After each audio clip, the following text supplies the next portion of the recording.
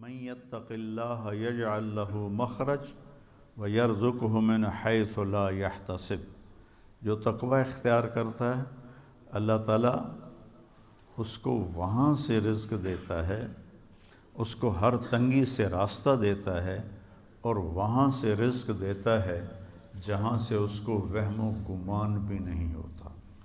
حضرت مقداد رضی اللہ تعالی عنہ پیشاب کرنے گئے تو سامنے ایک سوراخ تھا، جہاں وہ بیٹھے پیشاب کر رہے تھے سوراخ تھا، تو ایک چوہا اندر سے نکلا اور 1 دینار آپ کے سامنے پھینک کے اندر چلا گیا، پھر گیا، پھر ایک دوسرا دینار لے کے آیا، پھر 3، پھر 4، پھر 5، پھر 6، پھر 7، پھر 8، 19 دینار اس نے اپنے سوراخ سے نکال کے حضرت مقداد کے سامنے پھینک کے اندر چلا گیا۔ وہ بڑے بھی حیران پریشان، انہوں نے وہ اٹھائے، فارغ ہو کر آ کر اللہ کے نبی کو پیش کیے کہ یا رسول اللہ میرے ساتھ تو یہ قصہ ہوا ہے، آج چوہے نے مجھے مالدار بنا دیا۔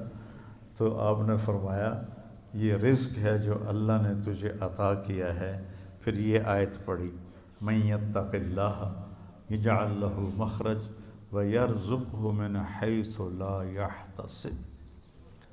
اب یہ راستہ صرف مسلمان کے پاس ہے کہ اگر وہ تقوی اختیار کرتا ہے تو اسے اللہ وہاں سے دے گا جس کا اس کو وہم و گمان بھی نہیں ہوگا۔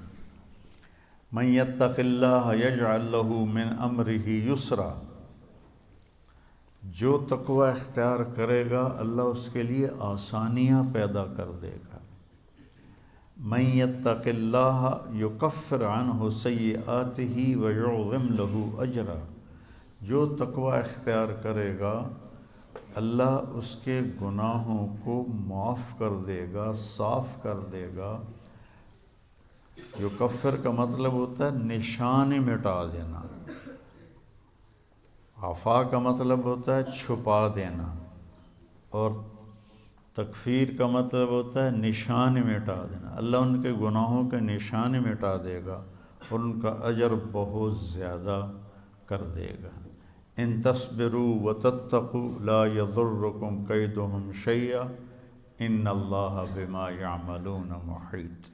تم صبر اور تقوی اختیار کرو تو دشمن کی کوئی چال تمہارے اوپر کارگر نہیں ہوگی، اللہ ان کا گھیرا ڈالے ہوئے ہے، ان کے گرد گھیرا ڈالے ہوئے ہے۔ تقوی کی مثال کیا ہے؟ آپ کے پاس پیسے ہوں اللہ کے فضل سے تو آپ ہر چیز خرید سکتے ہیں، گھر خرید سکتے ہیں، گاڑی خرید سکتے ہیں، جائیداد بنا سکتے ہیں، سیر و تفریح کر سکتے ہیں۔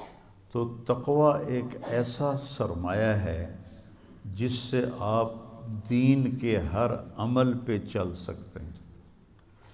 تقوی ایک ایسا سرمایہ ہے جس پر آپ دین کے ہر عمل کو اپنا سکتے ہیں اور اس پہ چل سکتے ہیں۔ حضرت عمر نے کعب احبار سے پوچھا تقوی کیا ہے؟ چونکہ قرآن میں مختلف تعبیرات ہیں تقوی کی، تو حضرت عمر نے پوچھا، کعب احبار یہودی عالم تھے، ایمان لائے تھے، تابعی ہیں، مت تقوی، فرمانے لگے کبھی کانٹوں بھرے راستے پہ چلے ہو؟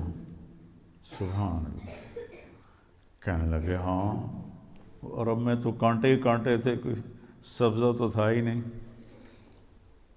تو کہنے لگے پھر کیا کرتے ہو؟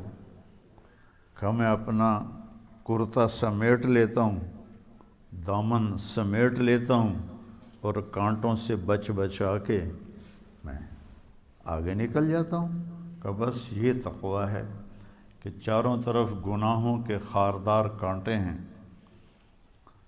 اس سے اپنے دامن کو بچا کر پار نکل جاؤ۔ اور دوسرا کہ لوگوں کے سخت رویے ہیں، کانٹوں کی طرح چبھتے ہیں، تو روزے کا صلہ بتایا گیا ہے تقوی، کہ اس سے انسان کو تقوی حاصل ہوتا ہے، اللہ کی خشیت، اللہ سے حیا کو تقوی کہتے ہیں۔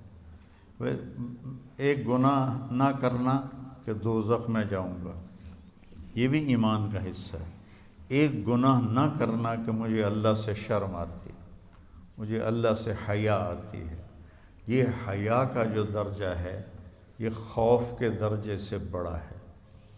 یا ایھا الذین آمنوا، یہ عزت صرف اس امت کو ملی ہے اور کسی امت کو یہ اعزاز نہیں ملا۔